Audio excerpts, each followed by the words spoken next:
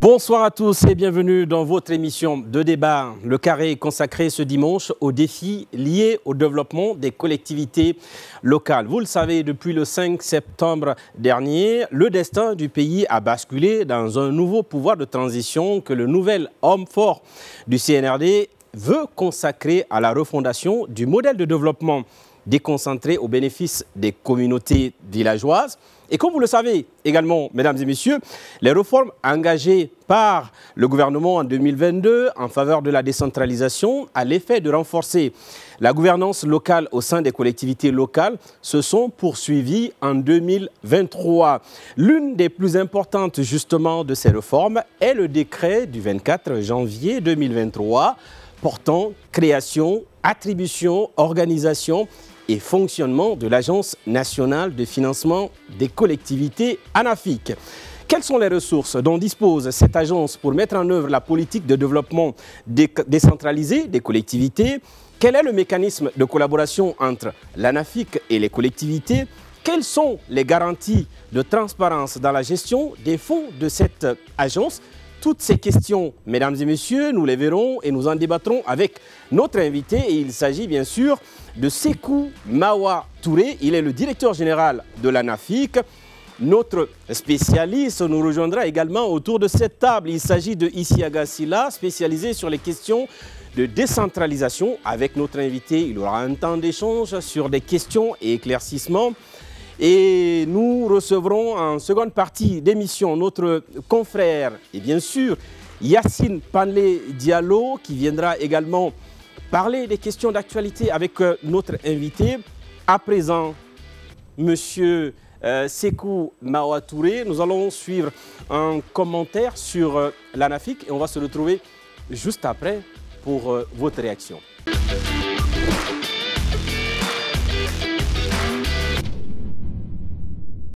L'Agence nationale de financement des collectivités est un établissement public à caractère administratif créé en 2017 qui a à sa charge la gestion du Fonds national de développement local FNDL.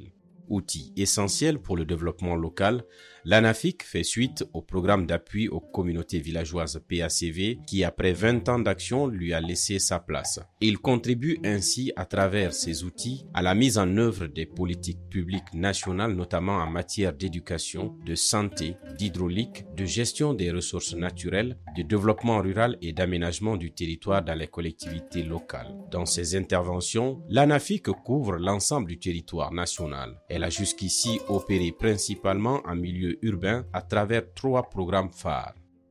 S'adossant sur l'expérience du PACV, l'agence a engagé un processus de réflexion approfondie et inclusive, à la fois rétrospective et prospective, qui lui a permis de mettre en place un mécanisme fiable d'accompagnement des collectivités locales. Ainsi, l'ANAFIC, en sa qualité d'institution de référence de l'accompagnement et de financement des collectivités locales, a accompagné les 337 collectivités tant sur le plan technique que financier à travers des subventions aux investissements et à leur fonctionnement.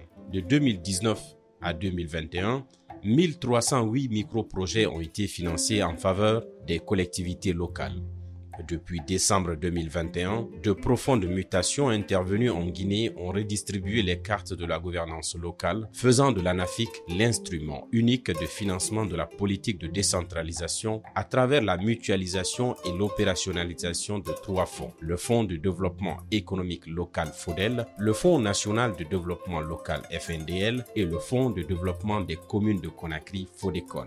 Doté d'une nouvelle équipe depuis l'avènement du CNRD au pouvoir, l'agence continue de jouer pleinement un rôle sous le leadership de Sékou Mawa Touré.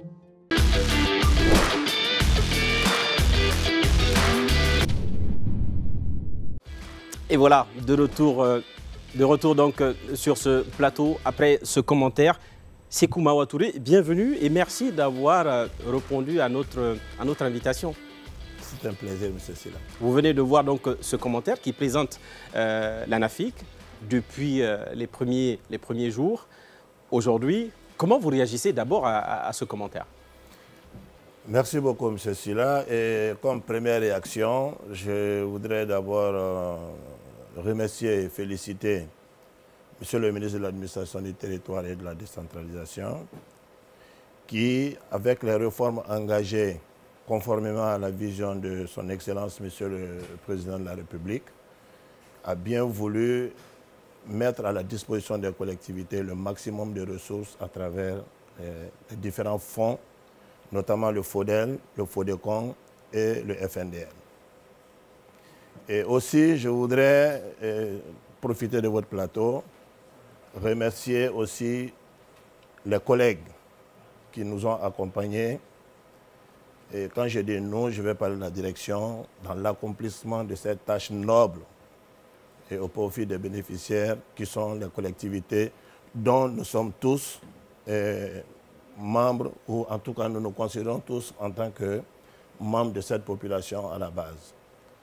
Aussi, je voudrais profiter encore de votre plateau pour vous dire que l'ANAFIC, dans sa vision, dans sa politique de mise en œuvre, de mobilisation des ressources et d'exécution des actions à travers les collectivités qui sont les bénéficiaires, nous sommes aujourd'hui engagés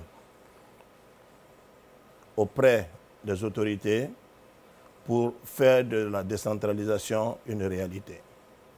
Et cette réalité ne peut être vue qu'à travers les ressources qui accompagnent les politiques qui ont été transférées au niveau de ces collectivités. Très bien, on l'a dit il y a quelques instants dans justement le document que vous venez de suivre. L'ANAFIC est aujourd'hui la seule institution chargée d'impulser le développement local dans nos régions, dans nos communautés. C'est une grande charge. Eh bien, charge, je dirais oui, mais c'est d'abord une vocation. Ouais. Et cette vocation vient du fait qu'au niveau de l'ANAFIC, comme vous l'avez dit dans le développement, n'est pas venu ex nihilo. L'ANAFIC est le produit d'un long processus qui a été entamé sur plus d'une vingtaine d'années. Notamment le PACV. Le PACV, le programme d'appui aux communautés villageoises, Ouais. qui a mis les bases de cet appui au niveau de la décentralisation. Et un des objectifs, pour ne pas dire l'objectif principal de clôture du PACV, était la mise en place d'un mécanisme pérenne de financement des collectivités à la base. Et je pense que l'ANAFIC, s'inscrivant dans cette logique, a commencé à mobiliser les ressources, bien sûr avec la volonté de l'État, puisque qui parle de financement des collectivités, qui parle d'ANAFIC, parle d'abord de politique de développement. Et cette politique, l'ANAFIC étant l'instrument unique de mise en œuvre de cette politique, oui. Je voudrais aussi profiter pour féliciter l'État qui a bien voulu, et à travers l'ANAFIC, accompagner ce développement et mettre les ressources au niveau de l'ANAFIC à travers la mutualisation de tous ces fonds. Il vous souviendra que les années précédentes, seul un fonds, le fonds de développement local, était géré par l'ANAFIC, mais avec l'avènement de nouvelles autorités, avec le colonel Mamadi Doumbouya à sa tête, et surtout avec la politique engagée au ministère de l'Administration du Territoire et de la Décentralisation par M. le ministre de l'Administration du Territoire, nous sommes vus allouer d'autres fonds, et notamment le FODECON, le Fonds de développement des communes de Conakry, mais également le FODEL, qui est le Fonds de développement économique local, qui est le fonds qui est géré par l'ANAFIC, mais pour principalement mettre en œuvre les actions identifiées dans les collectivités impactées par l'exploitation minière. Donc aujourd'hui, avec la mutualisation de tous ces fonds, ouais. L'ANAFIC se voit, en tout cas comme vous l'avez dit, ce n'est pas une charge en tant que telle, mais c'est une confiance. Qui parle de confiance, c'est que je ne suis peut-être pas bien placé pour nous jeter des fleurs, ouais. Mais cela est le fruit d'une gestion de longue haleine, d'une gestion de longue date, avec l'appréciation de tout l'État guinéen, mais également des partenaires techniques qui nous appuient, qui nous accompagnent.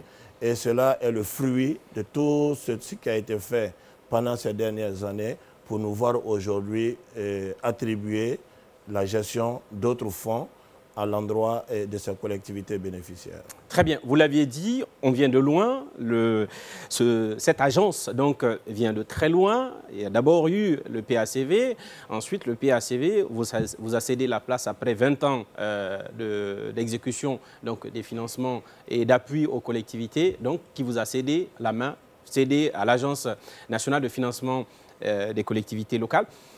Quel a été le pont? Qu'est-ce qui n'a pas marché déjà dans le PACV pour qu'on s'arrime aujourd'hui vers l'ANAFIC? Le PACV, comme je l'ai dit, c'est le programme d'appui aux communautés villageoises, c'est un projet. Oui. Et qui dit projet, par définition, c'est un ensemble d'objectifs qu'on fixe à une structure organisée avec des ressources humaines qu'on identifie, après dont on met à disposition des ressources financières dans un délai déterminé, alors que l'ANAFIC, au-delà des ressources, est une institution de l'État. Donc c'est une structure pérenne de l'État qui aujourd'hui a capitalisé tous les acquis du projet. Bien sûr, c'est un bilan qui a été transféré à l'ANAFIC. Il n'y a pas que des bonnes choses. Oui. Parler que des bonnes choses, nous serons aujourd'hui en train de ne pas parler d'œuvres humaines.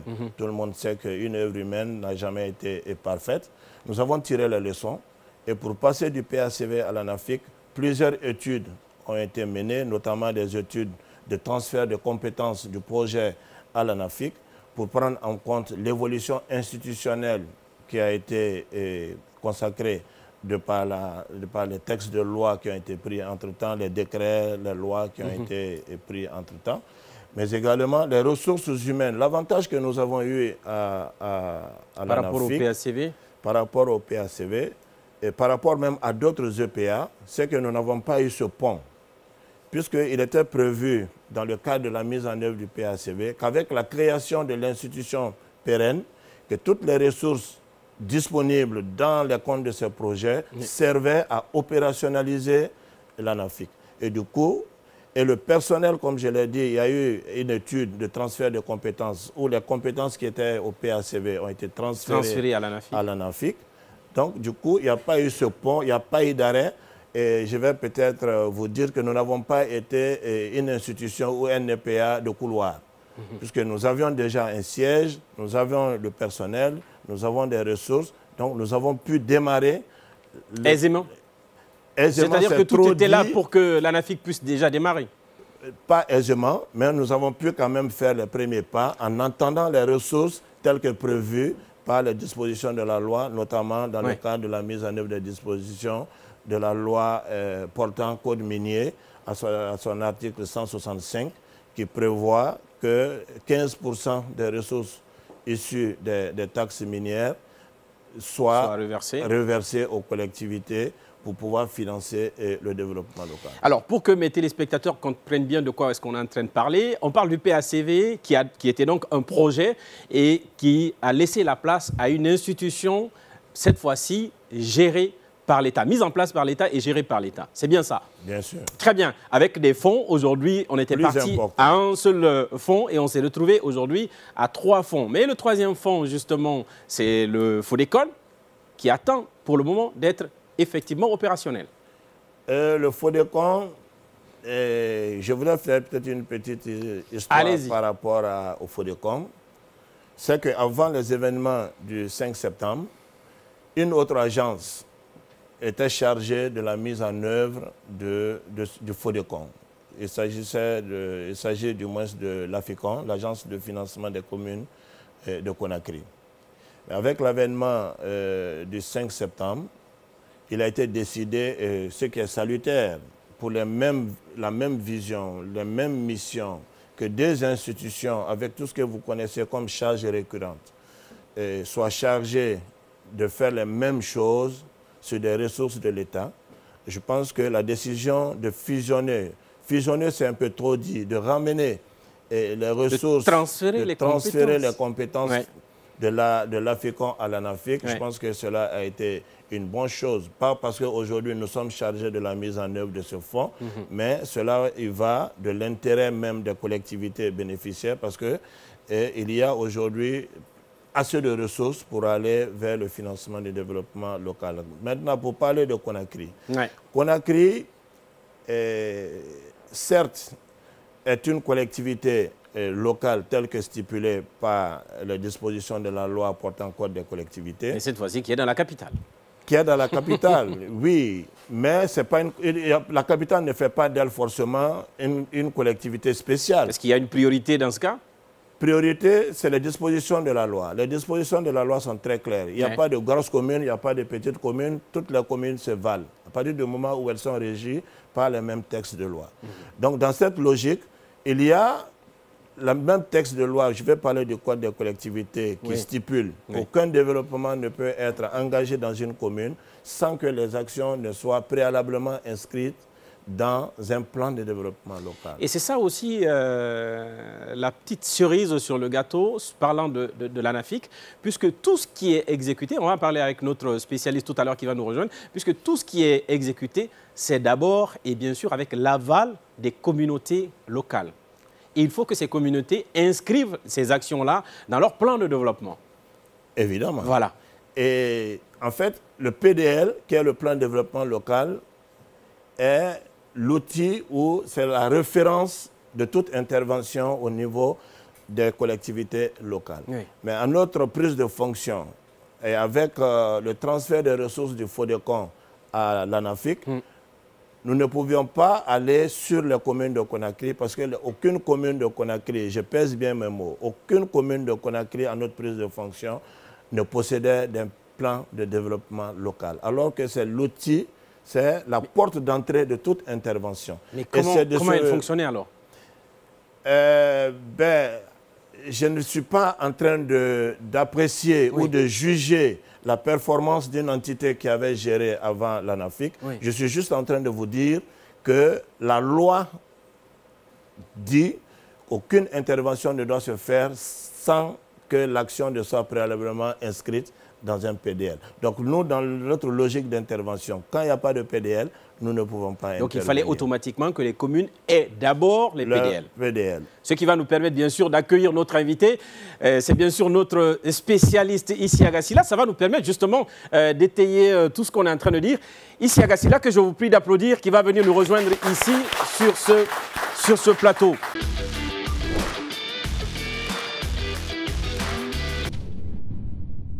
Isiaga, merci à vous aussi d'avoir répondu à notre invitation, malgré votre calendrier et votre emploi du temps très chargé, qui je sais. On est en train de parler de développement local, on parle de l'ANAFIC, on parle des fonds que gère justement l'ANAFIC, cette institution qui est en train de promouvoir le développement à la base. Aujourd'hui, quelle réaction notre spécialiste peut-il avoir par rapport à tout ce que notre directeur vient de dire? Merci beaucoup, M. Sylla. Ça, je dirais que la décentralisation aujourd'hui est en train de bouger. Bouger dans ce sens, les collectivités locales qui sont des personnes morales, aujourd'hui en train de se rendre compte qu'ils sont responsables de leur développement. Et puisque les compétences et tout ce qui s'ensuit sont transférés par la loi à travers l'État, ils se rendent compte que les institutions mises en place par l'État pour les accompagner en train de fonctionner. C'est ce qui m'amène à dire que le processus de décentralisation est en train d'avancer. D'avancer parce que l'effectivité de la décentralisation, c'est le caractère autonome des collectivités locales pour s'assumer leur développement. Est-ce que cette autonomie est effective? Je mets la question sur la table.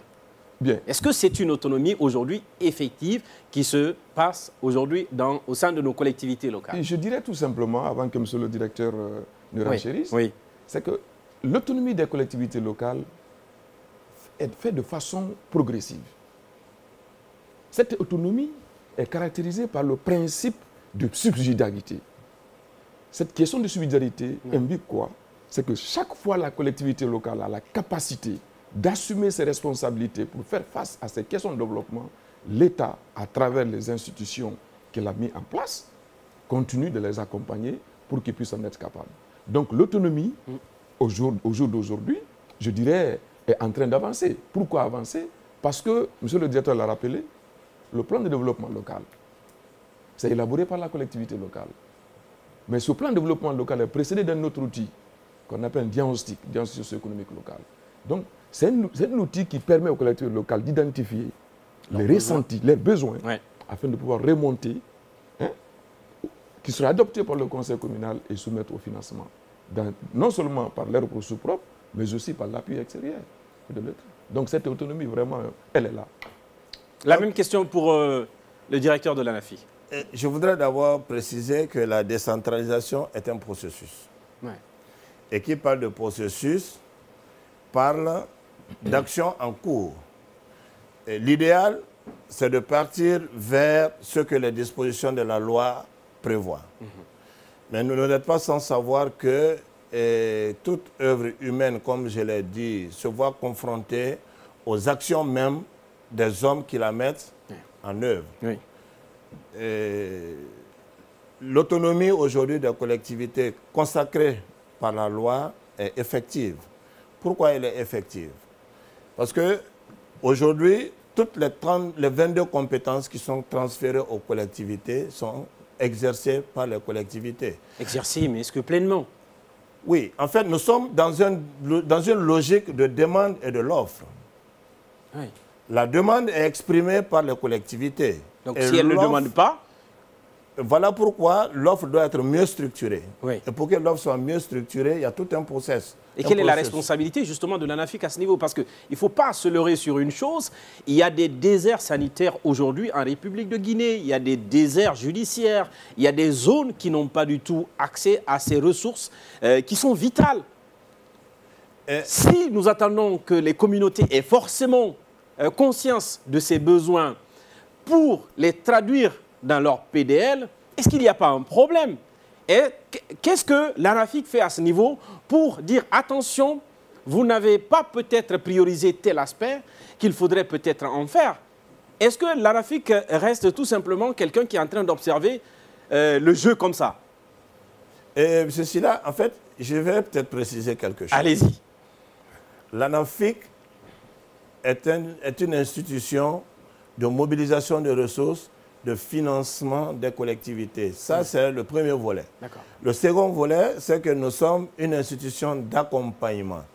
Mais nous accompagnons ces collectivités dans le strict respect des dispositions de la loi. C'est que nous ne sommes... C'est-à-dire que vous ne vous substituez pas, c'est très bien. Nous ne nous substituons pas, et c'est ça le caractère autonomie de la collectivité. Nous ne pouvons en aucun cas imposer une ligne de développement à une collectivité. Par contre, nous avons en charge, dans notre mission d'accompagnement de ces collectivités, d'amener les autres sectoriels qui sont détenteurs de leur politique à pouvoir... C'est pour cela tout de suite je parlais d'offres et de demandes. L'offre de services est au niveau du sectoriel.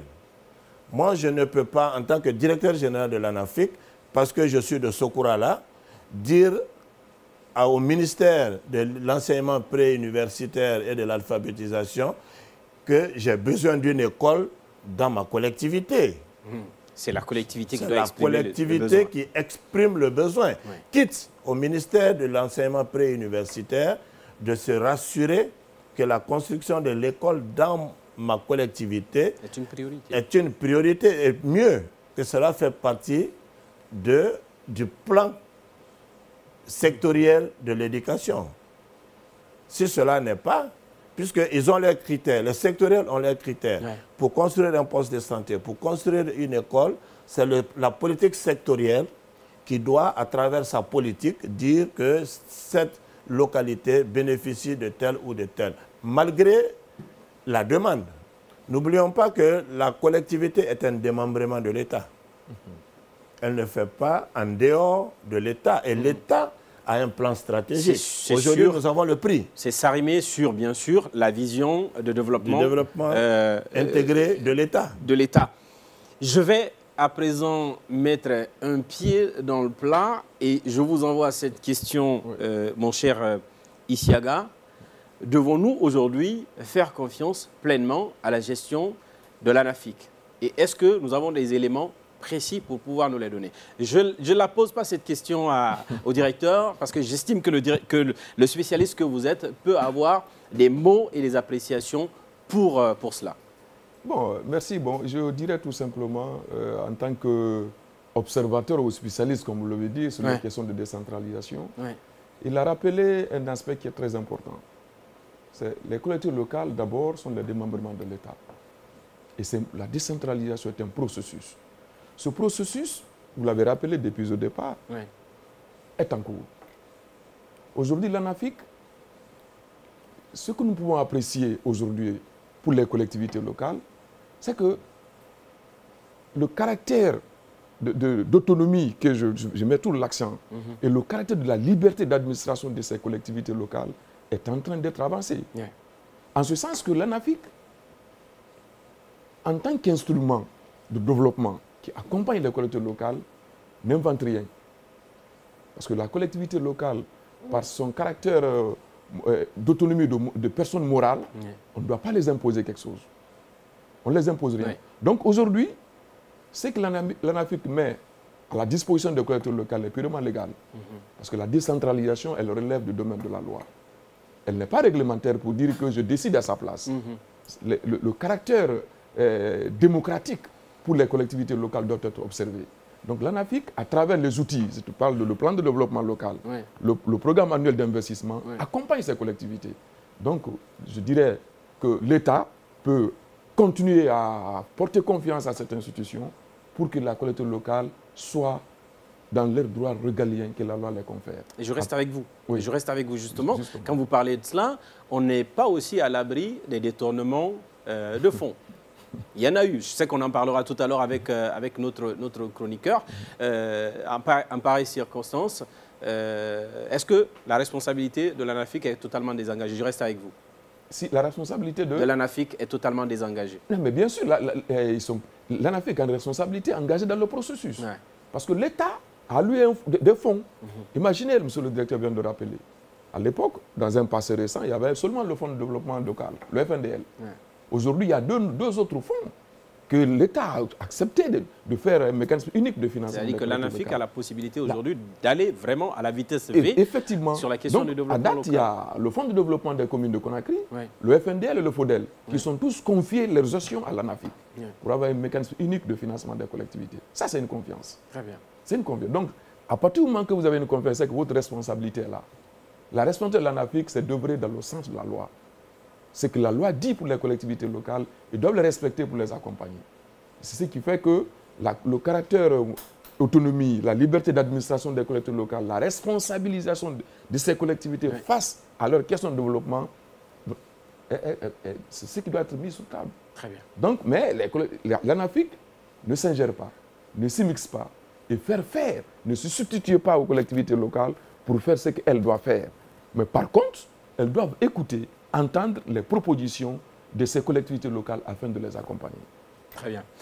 Voilà qui est dit. Je sais que vous avez envie de réagir sur ça. On va le faire dans quelques instants, juste après la pause, ce qui nous permettra bien sûr d'accueillir Yacine Panlé Diallo. Je rappelais qu'il est animateur et journaliste ici à Joma Média. Nous continuons à échanger autour de la problématique du développement des collectivités locales, l'institution chargée et responsabilisée justement pour ce développement, c'est l'ANAFIC et nous avons le plaisir de recevoir son directeur général sur ce plateau et dans votre émission Le Carré. On se retrouve dans quelques instants, juste après cette virgule.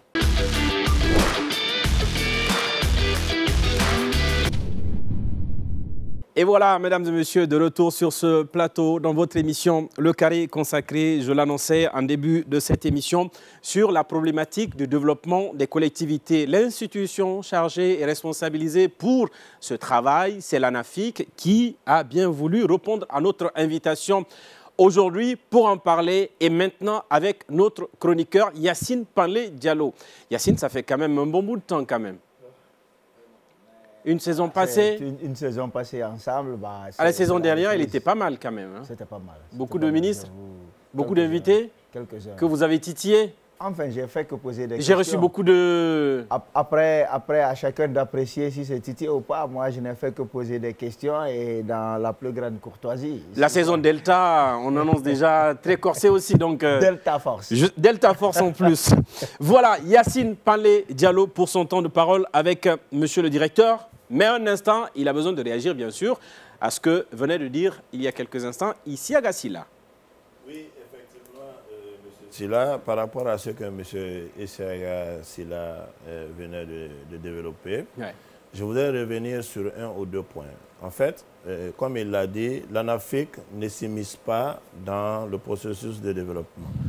Mais il y a quelque chose aussi qui est vrai et qu'on on va pas se leurrer, voiler la face, c'est que les plans de développement local qui étaient élaborés par les collectivités, il faut qu'on l'assume, étaient des plans de développement local qui étaient beaucoup plus orientés vers des financements de partenaires techniques et financiers. Et du coup, les plans ne reflétaient pas forcément toutes les réalités de la collectivité. Ouais. Et c'est ce que l'ANAFIC aujourd'hui vient corriger. D'abord, à travers l'outil principal qui est mis à disposition de ces collectivités, qui est le guide de planification locale. Et je remercierai monsieur le ministre de l'Administration du Territoire et de la Décentralisation, qui a bien voulu faire de cela une priorité de son département.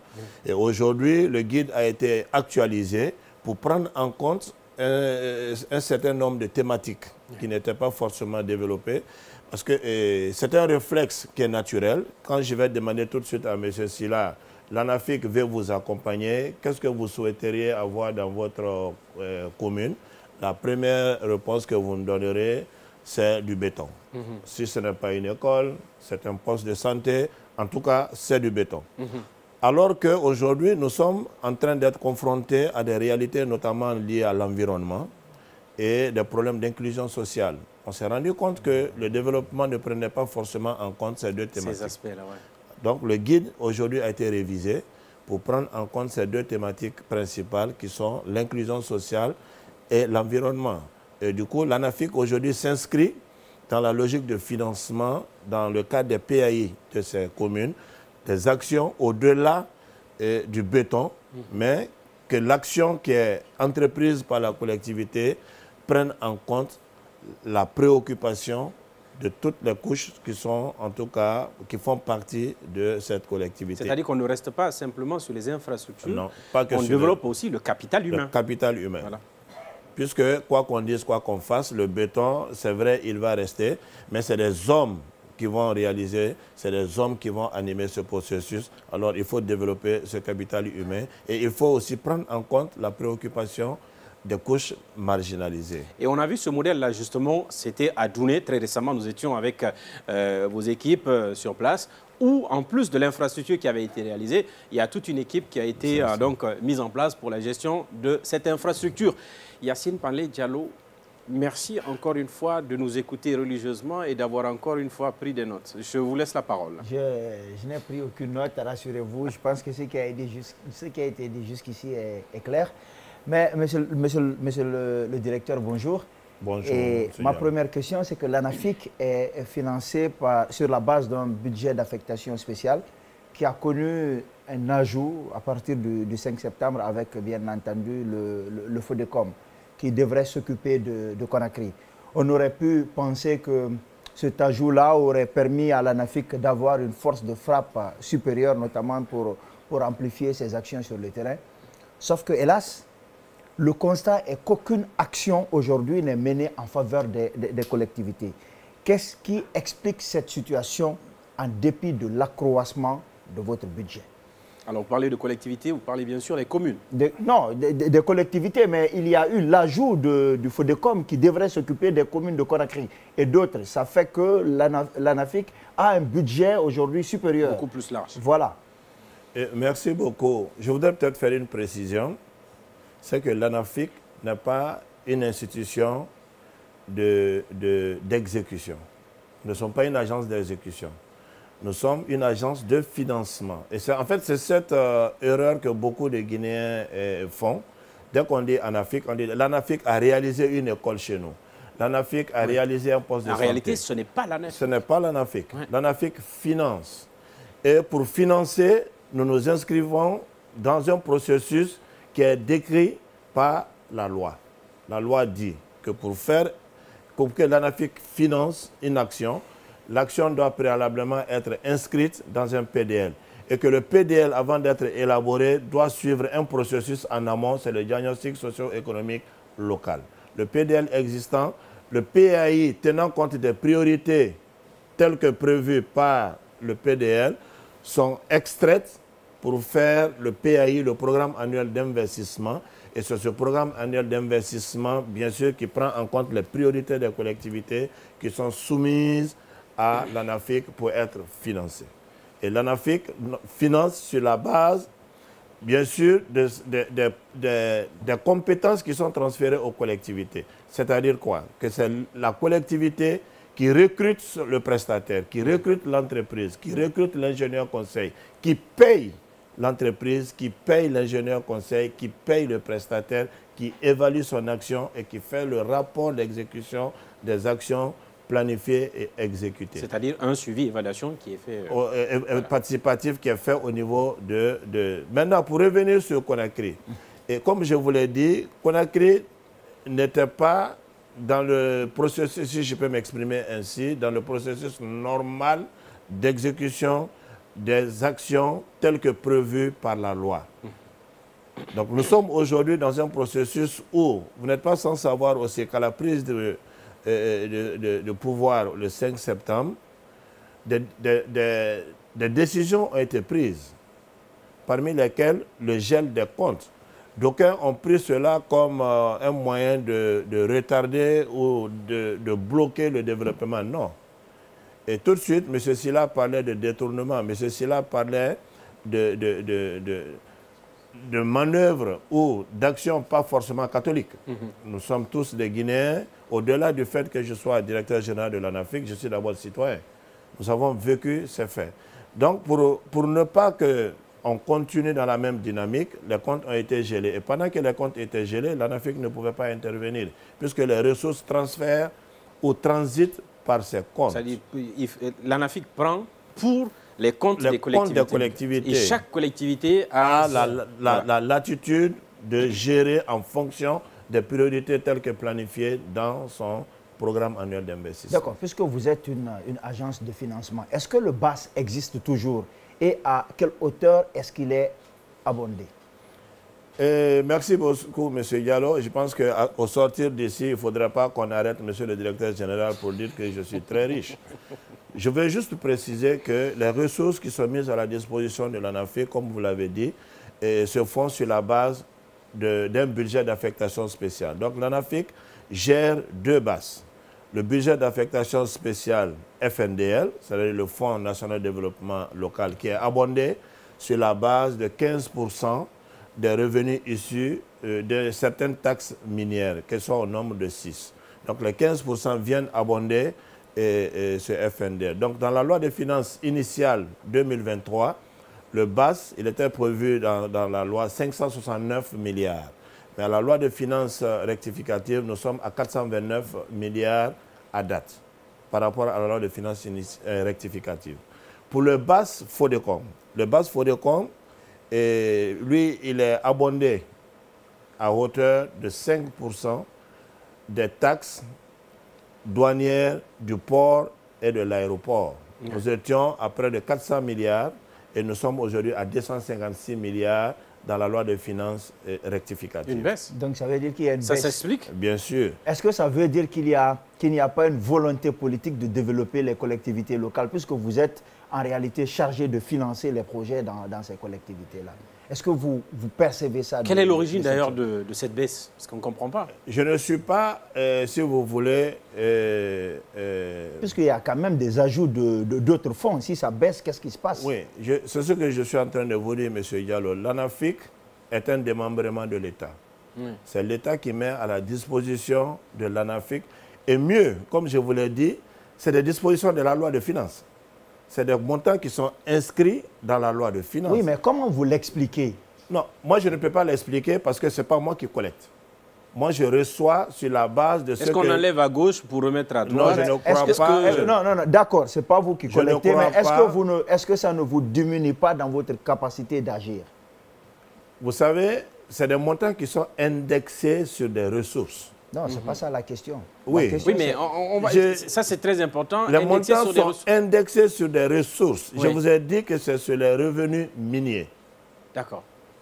Plus les miniers payent, plus l'ANAFIC perçoit. Moins les miniers payent, moins l'ANAFIC reçoit. Voilà une des explications que je peux donner. Peut-être que le Covid est passé par là.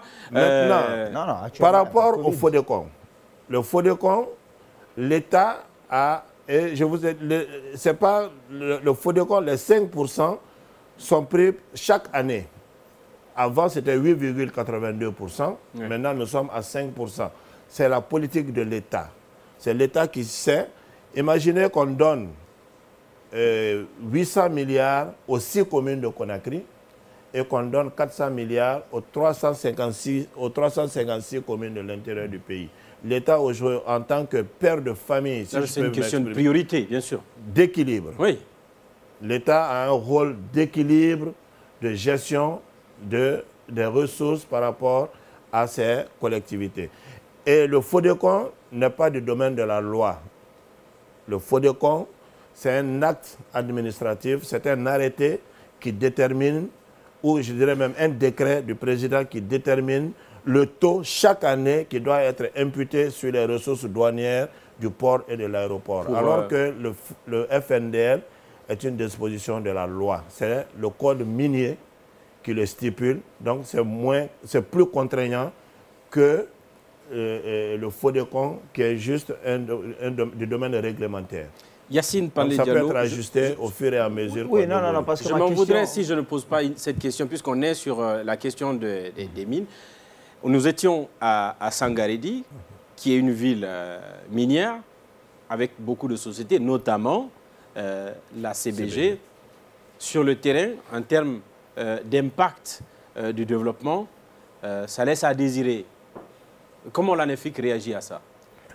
Merci beaucoup, M. Silla. Réaction, d'abord, je dirais que nous sommes dans une logique telle que prônée par M. le Président de la République.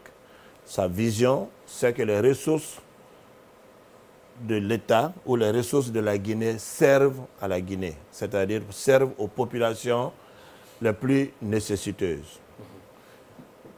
Je ne suis pas en train de faire un procès de ce qui s'est fait avant nous, mais nous avons des chiffres. Les ressources du FODEL étaient principalement destinées, comme son nom l'indique, c'est le Fonds de développement économique local. Et qui parle d'économie locale, parle d'abord de création de richesses. Quand vous voulez parler d'une économie locale, il faut d'abord qu'il y ait une richesse locale. Aujourd'hui, on parle de mines. Oui. Vous et moi, aujourd'hui, nous sommes en train de voir nos mines en train d'être exploitées. Dans 40 ans, dans 50 ans, puisque les mines sont des ressources épuisables. Bien sûr. On n'aura plus la capacité de voir à Bofa et à Bokeh ce que nous sommes en train de voir en termes de surface bauxitique, si je peux m'exprimer ainsi. Oui. Pour éviter cela, dans 40 ans, dans 50 ans, le FODEL a été créé. Et le FODEL, différemment du FNDL, c'est des ressources qui sont indexées sur le chiffre d'affaires des compagnies minières en phase d'exploitation. C'est différent du FNDL. Donc, c'est les compagnies qui exploitent les mines d'une collectivité donnée qui ont obligation de prélever entre 0,5% et 1% de leur chiffre d'affaires pour contribuer au développement local de la collectivité impactée par l'exploitation minière. Oui. Donc l'idée derrière les ressources du FODEL, c'est de créer des activités génératrices de revenus. Mais à notre prise de fonction, lorsque nous avons fait l'état des lieux, bien sûr en relation avec les services du ministère de l'Administration du Territoire et de la Décentralisation et du ministère des Mines et de la Géologie, une mission conjointe a été faite sur le terrain à 2 reprises pour faire l'état des lieux. Nous nous sommes rendus compte que les fonds qui ont été attribués au GIE, au groupement d'intérêt économique qui avait été créé, qui normalement devaient exercer leur activité à travers ces ressources qui sont des fonds revolving. Ces fonds revolving, c'est quoi? Vous exécutez vos actions. après vous remboursez. Vous avez le bénéfice que vous gardez, mais vous remboursez permettre à d'autres groupements de financer aussi des actions. Aujourd'hui, nous sommes à 17% de taux de recouvrement sur des milliards qui ont été injectés. C'est un taux qui est faible quand même. Le taux est faible, mais le problème n'est pas qu'au niveau des GIE, c'est tout le processus. Puisqu'on a donné des ressources sans tenir compte en amont des évaluations qui devaient être faites. Quelqu'un qui veut faire de la saponification, d'autres qui évoluent dans le secteur des mototaxis, d'autres qui sont dans la couture, on n'a pas tenu compte de la spécificité de chaque secteur d'activité. On a dit, puisque vous êtes des jeunes, vous êtes des femmes, on donne à chacun 50 millions. Sur quelle base il n'y a eu aucune évaluation. Pas défini. Yacine Palé Diallo, je suis malheureusement pris par le temps. Je te laisse la parole pour quelques minutes. Alors, je lui pose une question, puisqu'on parle de collectivité. On a quand même entendu parler de détournement au niveau de certaines communes. Et il y a même eu l'installation de délégations spéciales, puisque pour la plupart, vous financez ces collectivités-là, vous financez les projets, donc vous injectez l'argent du contribuable là-dedans. La question que je veux poser, c'est quelle est votre part de responsabilité là-dedans? Et quand vous donnez l'argent, quel est le mécanisme que vous avez mis en place pour vérifier si cet argent est utilisé à bon escient? Merci beaucoup. Je voudrais peut-être qu'on revienne sur un certain nombre d'actions à mener sur le terrain. L'ANAFIC ne peut pas se substituer à un organe de contrôle. L'État a mis en place des institutions spécialisées qui ont pour mandat régalien d'aucuns, comme nous, pour le financement des collectivités, d'autres pour le contrôle, notamment l'inspection générale des finances, l'inspection générale d'État et la Cour des comptes. Voilà les institutions de contrôle de l'État. Les communes épinglées. Pour aller vite, parce qu'il faut que je donne la parole à mon public. Les communes épinglées, il y a eu des inspections qui ont été menées dans ces collectivités pour voir leur gestion. Et vous n'êtes pas sans savoir que, comme l'a dit M. Silla, les collectivités ont une autonomie de gestion. C'est-à-dire que tout le dispositif mis en place dans une collectivité répond au principe de gestion ou d'exécution de la dépense publique. Il y a un ordonnateur, il y a un payeur. L'ordonnateur, c'est le maire, qui est le président du bureau exécutif de la commune, et le comptable public, c'est le receveur communal. Donc, le premier ordonne la dépense et le second paye. Et chacun les communes épinglées, monsieur le directeur, je suis pris par le temps. Oui, je voulais d'abord expliquer le processus pour revenir aux communes épinglées. Allez-y. Les communes qui sont épinglées, aujourd'hui, l'État est une continuité. Une fois qu'on ne peut pas pénaliser le développement dans une collectivité par la faute de gestion d'un individu. Une fois que l'individu est épinglé, le processus suit son cours devant les juridictions compétentes. Mais pendant ce temps, M. le ministre de l'Administration du Territoire et de la Décentralisation a mis en place des délégations spéciales. Et une fois que la délégation spéciale est mise en place, elle a automatiquement mandat, j'ai dit sous le contrôle de M. Silla, mandat d'engager la commune en tant que personne morale. Ah, très bien. Par rapport aux dépenses publiques. Donc aujourd'hui, à l'absence de ce conseil démis, nous avons des délégations spéciales qui, pour nous, du point de vue de la loi, sont les répondants de l'ANAFIC pour pouvoir... J'insiste sur ta question parce que il me semble que je n'ai pas été satisfait. Moi-même, je veux rebondir sur la même question parce qu'on va prendre notre volet de la même question. C'est que souvent, ces communes épinglées-là sont épinglées pour plusieurs détournements dans plusieurs projets. Quand vous donnez l'argent et qu'ils reviennent pour redemander l'argent pour d'autres projets, est-ce que vous vous assurez que les contrôles ont été faits par les structures qui sont chargées de ça avant de financer un autre projet? Très Ou bien bien. vous distribuez, Non, brièvement, oui. D'abord, le principe est que le financement du PAI suivant est conditionné par l'élaboration du rapport d'exécution du PAI précédent. C'est juste un rapport ou de bonne exécution? Bonne exécution, c'est que quand vous dites bonne exécution, il y a plusieurs angles.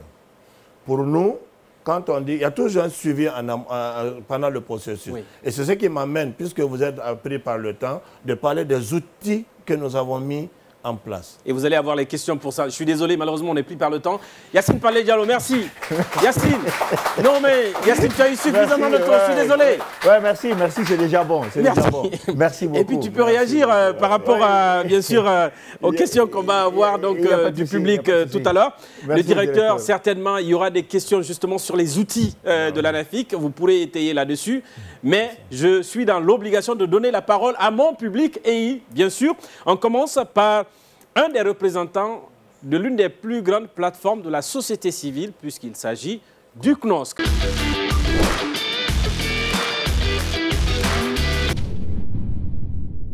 Bangoura, à vous la parole. Merci de m'avoir donné la parole. D'abord, je vous salue très honnêtement par rapport à cette émission de grande envergure que nous saluons parce que les communautés suivent actuellement cette émission. Monsieur le directeur, bonjour. Bonjour, monsieur Merci Bangoura. pour cet exercice. Et d'abord, ma première préoccupation, parce que j'ai compris ici, j'ai l'impression, suite à l'explication de monsieur le directeur, c'est les collectivités sont, toutes les compétences sont transférées aux collectivités, ce que j'ai l'impression de voir ça. Et monsieur le directeur, ces 22 compétences, dont 8 de la région et 14 des communes, est-ce que c'est réel, c'est effectif que ces compétences sont transférées dans les communes? Est-ce que ce sera la seule question? La première question. La première. Si oui, vous nous donnez des exemples parce que c'est extrêmement important pour vous permettre aux citoyens d'être largement informés. Monsieur le directeur, j'aimerais savoir comment se fait les passations des marchés et le recrutement des ingénieurs conseils. Nous sommes préoccupés à plus d'un titre en tant qu'acteurs de la société civile, c'est extrêmement important. Qu'est-ce que vous attendez de la participation de la société civile dans le processus non seulement de recueillement des avis des communautés pour l'élaboration des PDL et des PAI? À date, aujourd'hui encore, monsieur le directeur, est-ce que les PDL et les PAI sont-elles réactualisées? Dans toutes les communes, est-ce que c'est effectif, la réactualisation de ces PDL? Et toujours, par rapport à mes préoccupations, j'ai suivi avec intérêt, comme monsieur le journaliste disait, parce que c'est une de nos préoccupations, vous avez évalué, suite à l'évaluation, vous avez évalué sur le terrain et vous êtes rendu compte qu'il y avait une mauvaise gestion des ressources. Et c'est l'argent du contribuable. Il y a aujourd'hui certaines communes ont payé les frais et d'autres communes existent toujours et pourtant on les reproche de mauvaise gestion. Qu'est-ce que vous attendez pour permettre aux citoyens d'être vraiment sauvés? Parce qu'ils continuent toujours à exercer les rôles régaliens. Et je vois que mon cher ami l'a vraiment noté. Voilà. Non, c'est vraiment important parce que nous avons suivi et c'est une occasion pour nous, les acteurs de la société civile, d'être fortement informés sur tout ce qu'ils sont en train de faire. Mais aujourd'hui, encore, la réalité, encore sur le terrain, surtout dans les communes, elle est tout autre. Vous regardez, allez dans les collectivités. Là, on est dans un commentaire, c'est ça? Très bien, allez-y, brièvement, parce qu'il faut qu'il réponde. Voilà, ok, il peut répondre ces trois questions. Je vais récapituler, si vous voulez, quelques questions. Il a parlé notamment des compétences transférées au niveau des communes et des collectivités. Est-ce que ces compétences transférées sont réelles et elles sont vraiment réellement assumées par les communautés, par les collectivités? On va déjà aller avec cette première question peut-être, brièvement. Oui, en fait, merci beaucoup, M. Bangoura. Je vois que c'est la société civile. Ouais. Et je voudrais peut-être de passage préciser que le CNOSC est membre, jusqu'à une période récente, membre du conseil d'administration de l'ANAFIC. Très bien. Et en tant que membre du conseil d'administration, c'est l'organe d'orientation. C'est l'organe stratégique de mise en œuvre des activités. Donc tout ce que nous faisons aujourd'hui en termes d'action stratégique, en termes de... C'est sous le regard, bien sûr. C'est sous le regard, bien sûr, du CNOSC qui est membre, puisque c'est eux qui nous mettre à l'épreuve. Donc, si aujourd'hui il vient poser la même question, je voulais juste le rassurer que nous sommes dans la dynamique des instructions que nous ont données en tant que membres de ce conseil d'administration. Oui. Par rapport aux 22 compétences qui sont transférées aux communes, c'est le domaine des compétences. Et le domaine, avant, l'État avait transféré 32 compétences. Maintenant qu'on a résumé à travers le code révisé en 22 domaines de compétences. Et donc 14 sont transférés aux communes rurales et urbaines, qui constituent le premier niveau de décentralisation. Je n'aime pas trop m'aventurer parce que les spécialistes à la matière sont là. Oui. Et les 8 autres qui sont transférés aux régions, que la région aujourd'hui, du point de vue de la loi, est considérée comme le deuxième niveau de décentralisation, mais qui n'est pas opérationnel sur le terrain, puisque les textes réglementaires ne sont pas pris en la matière. À date, tel que stipulé par la loi, les domaines de compétences sont transférés effectivement aux collectivités du point de vue technique. Mais pas pleinement assumé. Assumé, oui. Vous savez...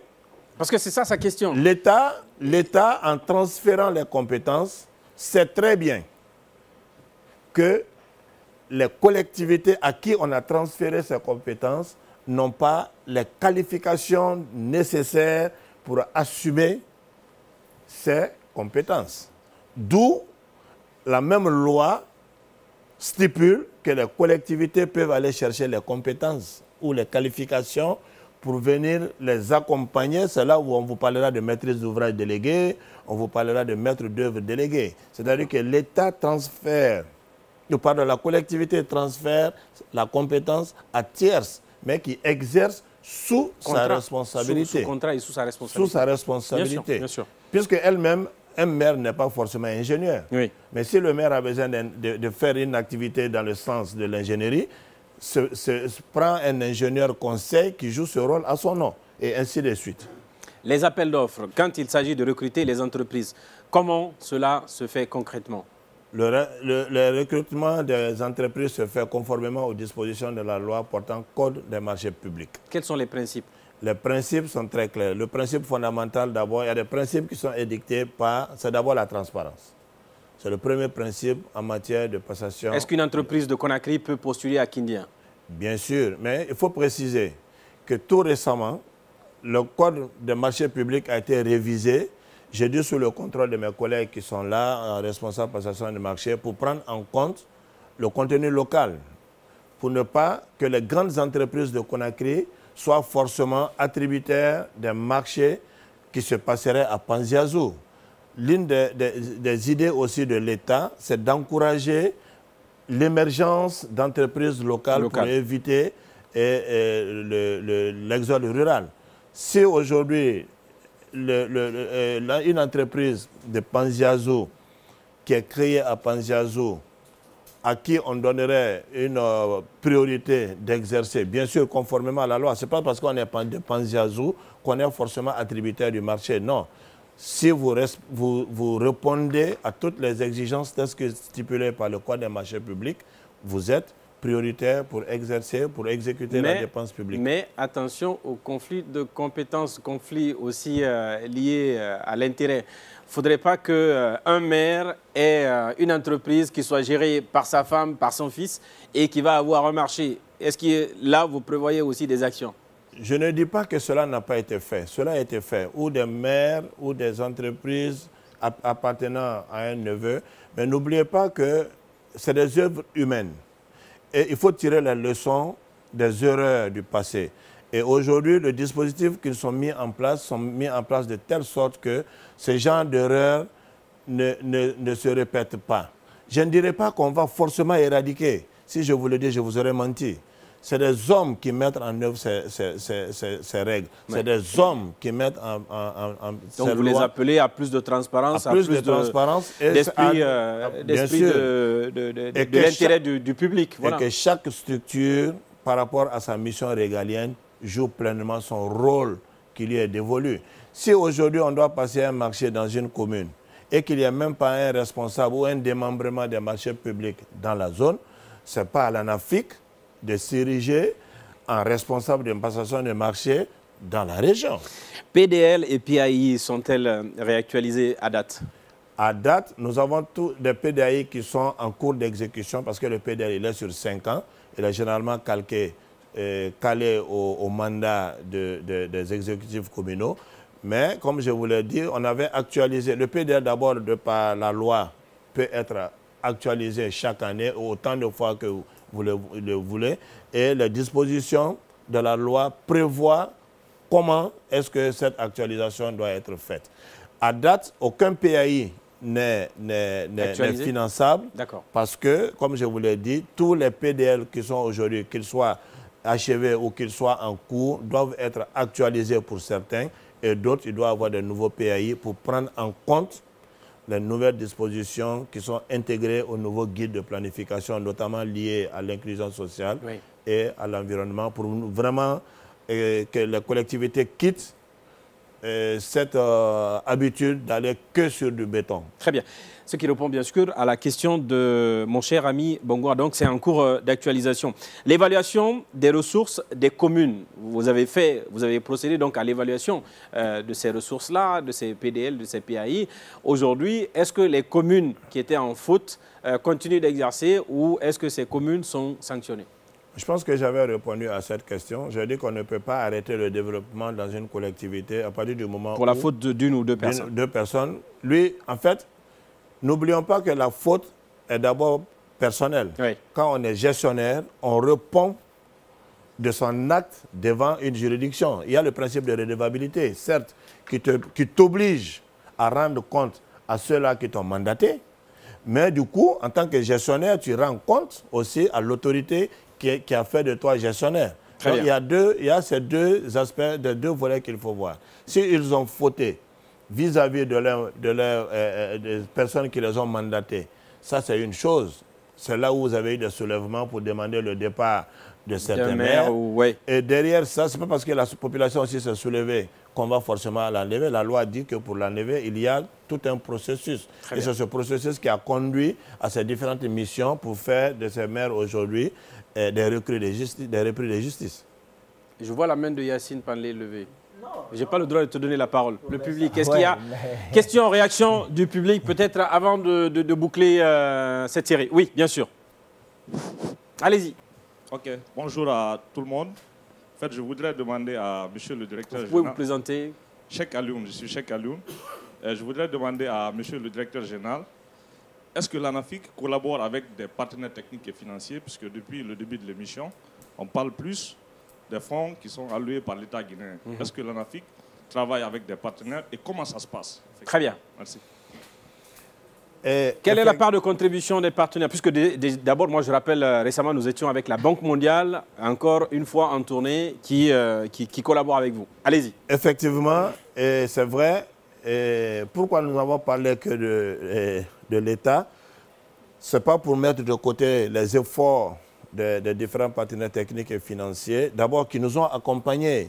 On a des partenaires traditionnels, notamment la Banque mondiale et l'AFD, qui nous ont accompagnés dans tout le processus même de pérennisation du dispositif. Parce que c'est eux, quand je parlais tous des études et autres, ce sont les différents partenaires techniques et financiers qui les ont financés, qui nous ont accompagnés à mettre en place aujourd'hui l'institution pérenne. Ouais. Et aujourd'hui, nous bénéficions toujours de l'accompagnement depuis plus de 20 ans. Nous bénéficions de l'accompagnement de ces partenaires. Nous avons aujourd'hui, dans le cadre de la mise en œuvre des activités de l'ANAFIC, plusieurs projets et programmes. Je vais parler ici du PANAFIC, le projet d'appui à l'opérationnalisation de l'ANAFIC, pour un montant de 10 millions d'euros, financé par l'Agence française de développement. Nous avons aussi le PAGL, le programme d'appui à la gouvernance locale, dans sa première phase, pour un montant de 40 millions de dollars. Et je voudrais ici dire que c'est de ma petite expérience de gestionnaire de projet, au même titre que mes collègues qui sont là, c'est l'une des rares fois, pour ne pas dire la première fois, qu'un partenaire s'engage sur une deuxième phase d'un projet sans pour autant clôturer la première. Et cela va franchement à l'actif des nouvelles autorités qui ont mis au cœur de leur gouvernance. C'est la preuve de la bonne gestion. La bonne gestion. Et donc, nous bénéficions aujourd'hui, en plus des 40 millions qui sont déjà en cours, de 81 millions de dollars qui vient d'être signé et dont la mise en vigueur a été proclamée le 10 octobre dernier. Et aujourd'hui, nous sommes au niveau de la banque en train de gérer 120 millions de dollars. Et cela n'est rien. Mais c'est pour vous dire que ces ressources, c'est des ressources qui sont affectées uniquement qu'aux actions de bonne gouvernance. Il n'y a pas de soft, c'est-à-dire il n'y a pas de réalisation physique, puisque cela... C'est dans le cadre du renforcement de la bonne gouvernance. La bonne gouvernance, de la bonne gestion des ressources liées à l'exécution qui est déjà prise en charge par l'État guinéen à travers les différents fonds. C'est-à-dire c'est une façon d'accompagner l'État, bien sûr, dans la pérennisation de ces actions-là. L'État donne et les partenaires s'assurent que ce que l'État donne, que les collectivités sont partie prenante dans l'exécution de ces Et mieux, M. Silla, il est lié aussi à la bonne exécution de ces fonds. Un volet très important de ces ressources mises à disposition par les partenaires, notamment la Banque mondiale, on a mis des conditions basées sur la performance. C'est-à-dire que la performance de la NAFIC ou de l'État en général est évaluée. Et en contrepartie, le partenaire met des ressources. Donc du coup, mieux vous gérez... Plus on est satisfait, mieux vous gérez, mieux ça vaut pour la suite. Pour la suite. Merci. Et pour bien avant que je ne termine... Mais vous aurez le mot de fin, ne vous en faites pas. Vous aurez le mot de fin. Vous aurez le mot de fin. Mais il y a un monsieur qui est en train de me talonner pour une question en 3 secondes. 3 secondes, ok. Alors, je vais poser 2 petites questions auxquelles il va répondre en 10 secondes. La première, c'est est-ce que vous pensez aujourd'hui que la fusion avec le FODECOM a échoué? La deuxième, c'est que vous avez été interrompu, vous étiez en train de développer un argument. Vous allez répondre par oui ou par non. Est-ce que la diminution de votre budget vous empêche de véritablement progresser? En 30 secondes, j'ai rajouté 20 autres secondes. Les ressources n'ont pas été diminuées. Les ressources ont été planifiées conformément aux dispositions des textes de loi et réglementaires. Est-ce que la nouvelle planification des ressources... Tu ne vas pas poser une question dans une question. Non, c'est la même question. Est-ce que la nouvelle planification des ressources vous empêche de travailler? Ça ne peut pas nous empêcher de travailler à partir du moment, quelles que soient les ressources... Est-ce que ça diminue votre action? Quelles que soient les ressources qu'on mettra à la disposition du développement local, les ressources seront toujours inférieures à la demande. Est-ce que ça diminue Très bien, mesdames et messieurs, c'est pratiquement la fin de cette émission. Il me reste juste une obligation, c'est donner la parole à l'invité pour s'adresser à nos concitoyens. Vous avez juste en face de vous 2 caméras qui sont en train de vous filmer. Ces caméras symbolisent l'œil de nos téléspectateurs et de nos concitoyens. Le directeur général de l'ANAFIC à ses concitoyens. Allez-y. Eh bien, ce que je voudrais dire à nos concitoyens, c'est d'abord de croire aux nouvelles autorités qui se sont vraiment inscrites dans une vision. Et cette vision se matérialise aujourd'hui par la bonne gestion des ressources publiques. Et l'ANAFIC, dans sa vision, comme on l'a dit, a mis en place des outils. Et ces outils aujourd'hui permettent aux citoyens lambda de s'assurer que les collectivités bénéficiaires, à travers les conseils exécutifs ou les bureaux exécutifs, gèrent mieux les ressources et que même nous, en Afrique, nous sommes redevables de notre gestion vis-à-vis de ces populations. Des outils sont mis à leur disposition pour pouvoir nous suivre dans l'exécution de ces tâches. Et c'est pour cela que tout récemment, le 4 septembre dernier, nous avons fait le lancement officiel d'un numéro vert qui est mis à la disposition de tous les citoyens. Et l'appel, il est gratuit. Tout le monde peut appeler, se demander ou réclamer pourquoi est-ce qu'une collectivité X n'a pas fait telle action dans ma collectivité. Et nous ne tarderons pas de répondre à leurs sollicitations dans la mesure de nos possibilités. Si les réponses sont à notre niveau, et si c'est au niveau du sectoriel, nous chercherons les réponses et nous allons aussi les mettre à leur disposition. Donc c'est pour amener tous les citoyens et citoyennes à composer le 132, c'est un numéro vert, il est gratuit, comme je l'ai dit, et vous aurez la réponse à vos différentes réclamations. Et de croire aussi à l'ANAFIC. Nous ne sommes pas en train de nous jeter des fleurs, loin de là, mais nous sommes juste en train de dire aux Guinéens que l'ANAFIC est dans une innovation. L'ANAFIC est dans une dynamique de mieux gérer les ressources, bien sûr au bénéfice des populations bénéficiaires, pour lesquels nous agissons et nous passons tout notre temps, en tout cas, à satisfaire. Sékou Mawa Touré, directeur général de l'ANAFIC, j'y arrive. Ça a été un plaisir de vous accueillir ici. Nous avons eu dans un premier temps le temps d'échange avec notre spécialiste du jour, Isiaga Silla. Ensuite, s'en est suivi un temps d'échange comme si on était sur un ring avec notre chroniqueur du jour et toujours, bien sûr, Yacine Palé Diallo. Yacine, merci, on se retrouve pour la prochaine émission, c'est sûr. Tu nous donnes rendez-vous? Très bien. Et voilà, mesdames et messieurs, c'est la fin de cette émission. Tout le plaisir a été pour moi de vous l'animer et de modérer avec notre invité, nos chroniqueurs, notre beau public qui nous a rejoints ici dans cette salle. Je vous donne rendez-vous très prochainement sur les questions de développement dans le pays, en République de Guinée. Et bien sûr, nous continuons à être l'espace qui vous permet de découvrir l'actualité du développement en Guinée. À très vite.